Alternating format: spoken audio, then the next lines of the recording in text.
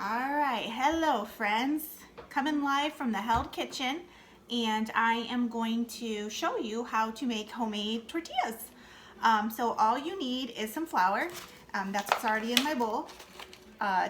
3 cups of flour. That's what I measured out, was 3 cups in here. You're gonna need some baking powder.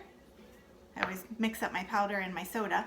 And you'll need salt and, okay, so then lard is what I scooped out into here, or I've been told you can use oil also.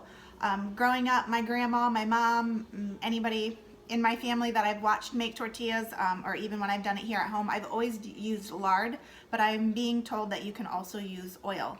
I've never done that, so if you want to give it a try and let me know how they come out, please do. So some lard that I've already measured out, my Crisco, that's what lard, and 1 cup of hot water. And I'll go through the measurements again as I'm pouring in. So I have 3 cups of flour in here, and I always mix my dry ingredients first. So my 3 cups of flour, and then I need 1 teaspoon. Mom, YouTube. Hayden, get off of YouTube, buddy. 1 teaspoon of salt. And actually, a lot of times when I measure, boys, please don't. A lot of times when I measure over something in case I overpour. So 1 teaspoon of salt and 1 teaspoon of baking powder. And then I mix my dry ingredients. I'm gonna grab something to mix.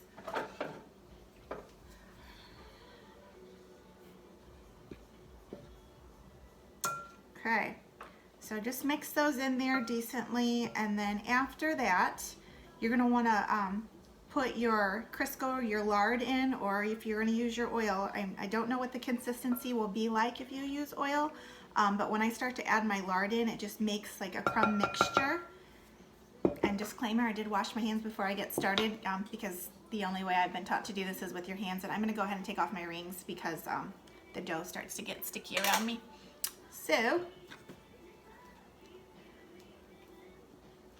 I'm just gonna drop all of that in there, kind of in chunks all around, and then I'm gonna work the crumble mixture with my fingers. Mama. Whoa, baby. Hayes is behind the camera eating some ice cream after his nap. All right, so I'm just gonna work that in there. At first it feels goofy, but after you work it through, it almost ends up feeling like nothing because it just kind of combines with the flour. Probably wearing black and working with flour isn't the best laid plan either. You had a decent nap. Hey Madeline, just so you know, I've got my video on. I hear Madeline coming down the stairs.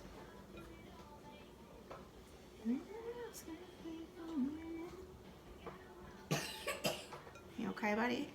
You'll appreciate I'm playing country music in the background. It's my go-to.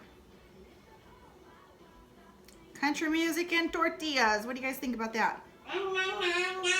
Showing my class how to make torts today for Cinco de Mayo. Gotcha. I thought that was my package. It said that it was in Illinois like the past couple of weeks. Well, lots of deliveries are slowed down right now with the corona.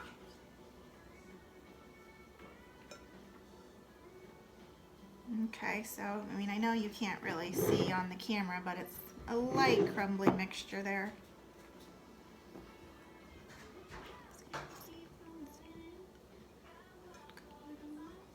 I don't know about you, but whenever I cook, I have to play music.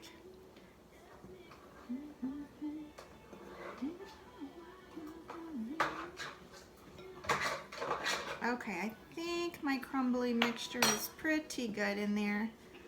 So you can kind of get an idea of how long it takes to get that crumbly in there. Madeline and I made a double batch last week and shared some with our neighbors.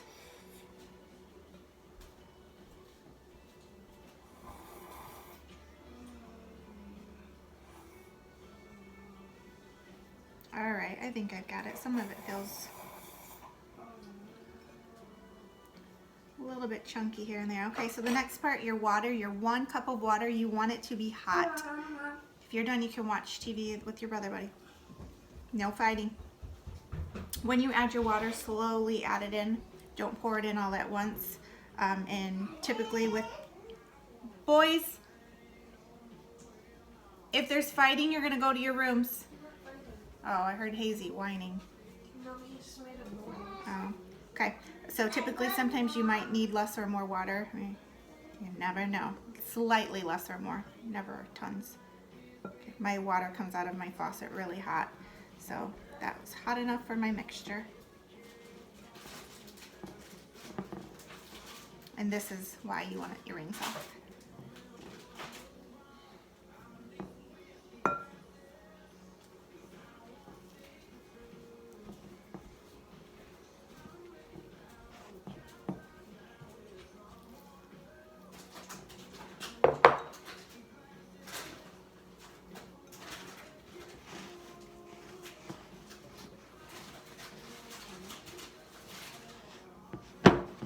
Just gonna work that all in there. Make sure you get all of the loose flour at the bottom. Feeling pretty dry, so I'm gonna add some more of my water.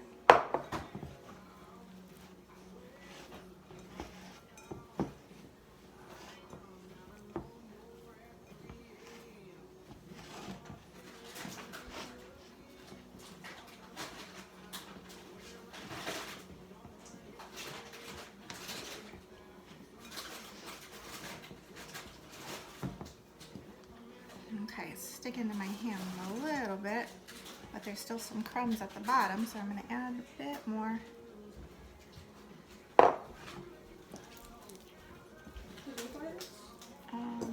At some point, I don't remember when. Okay, I have a feeling I might have added a little bit too much water because now it's feeling kind of sticky. And you don't want your dough to feel sticky. So, I think I'm going to add just a smidge of flour into it.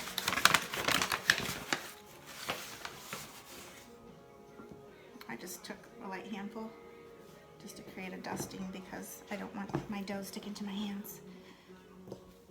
If it sticks to your hands, just do that. Add a little bit of dusting at the end if it sticks to your hand because then your dough is going to be too wet. Okay, and then it's not really sticking to my hands anymore, so I can get all that excess off. And as you can see, the bottom of my bowl is pretty stinking clean because I got it all mixed up. Okay, so I think that's combined really good. And per my grandma, my graham crackers is what I've grown up calling her, I make my dough, or my masa, that's what you call it in Spanish. I make my masa into a ball, pop it back into that bowl. I'll wash up my hands in a second when I'm done. Oh, and I forgot to get my towel out. I'm gonna put a clean dish towel over the top of it because my grandma tells me the masa has to take a nap. So let me grab me a clean towel. So just kind of like a tea towel, or whatever you got, and just tuck it in around. And Grandma says let the masa take a nap for 10 minutes. So I'm gonna let that take a nap for 10 minutes, clean up my mess, and then I'll hop back on to do the rest of the video. Okay, so my dough, my masa took a nap, and I already started doing some of it with the kids before I forgot to record. So this is what I have left of some of my dough, but to start making them into little, I don't know what you want to call them, little sections. Take about basically a handful. If you have more than a handful, just kind of squish off the excess.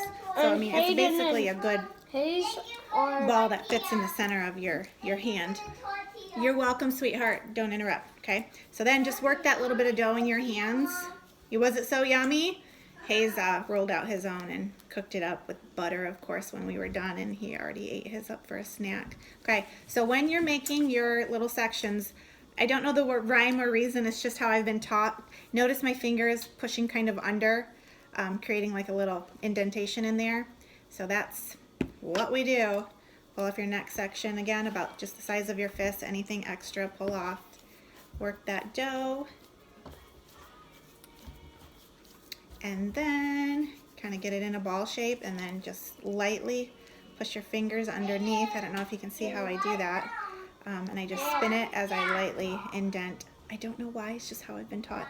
And then there's one last little ball left, not quite the size of my fist. So this is going to be a baby tort, and that is okay. Hey buddy, I'm videoing, so if you're going to be right here, you need to be quiet, okay?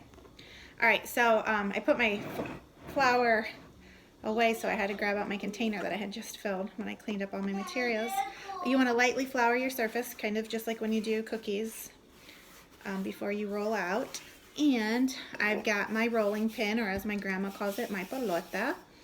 So get your pelota out, and let me scooch my little balled up torts over. Hayden is eating his tort over here off the side, and he's going to keep a bubble so that y'all can hear my video. Bubble. Okay. There's their little one. It's probably little because of the dough that Hayden and Hayes used. I noticed earlier when I was doing them, I don't think my griddle was hot enough. So make sure your griddle is good and hot. And you want it probably on medium high. When you throw your dough on, if it starts to get cooked really, really fast, it might be a little bit too high, like if it almost starts to burn. Okay, I'm going to throw this one on, and then I will kind of talk to you about how we roll them out, because I noticed I was just doing it without explaining. This is definitely not the shape of a tort, it's more like a square, but it is edible. It's okay. And we're going to cook it up. Cook it up Now, like a mama. my mom would tease me if she was here if I'm not flipping my tortillas with my hands, but I don't know why we think we got to burn our fingers, so I always get out my spatula to flip them. My mom and my grandma, they flip them with their hands. No thanks, I'd like to save my fingertips, my fingerprints, and my polish, of course. Just finally sat down and did them the other day, so we're gonna make them last. Okay, that one's nice and hot, and you can see we've got the little dots all over them. That's how we know it's cooked. Woo! Oh, and I just dropped it in my flour. Hope nobody cares. And then if you have a handy dandy tort holder like I do, that's awesome to keep them in, but if you don't, any other container, I will say even right now, it's creating some condensation in there, so maybe just leave it cracked while you're rolling them out. Got my butter out from the boys a little bit ago. Okay, rolling the torts. With your little section, floured surface. Okay, this is the way I've been taught. Roll up, down, and then flip it. Now to go sideways, but you're still going to roll up and down. Whichever way you rolled, flip the tort. So if it was going up and down, now when I flip it, it's going to lay side to side. And this, I have been taught, gives you for a more rounded tortilla. And I will be the first to admit, Madeline is better at rolling tortillas out than I am. Mine always come out all wonky shaped and sometimes thicker than I want them to be. My edges just kind of tore.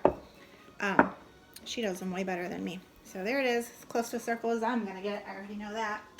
Pop it on. Ah! Just touched the silver part of my pan and that hurt.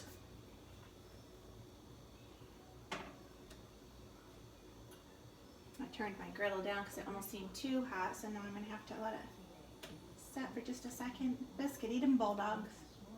I always tell my kids to be careful around the stove, and here it was me. My griddle that I'm using is the same one that I use for my pancakes. My mom, my grandma, they probably have the pan from Mexico. It's called a comal, and that's what we've cooked tortillas on before. Growing up, and I'm pretty sure it can even be done in a flat, like frying pan also if you don't have a griddle. You just gotta get your pan nice and hot. No oil, no nothing. You just pop it on. That one's ready to roll. Keep that lid cracked, and I'm gonna go ahead and roll out one more just with the process so you can see. And that will be the end of our tortilla lessons. Okay, up, down. I'm placing it side to side, but I'm still gonna roll up, down, up, down.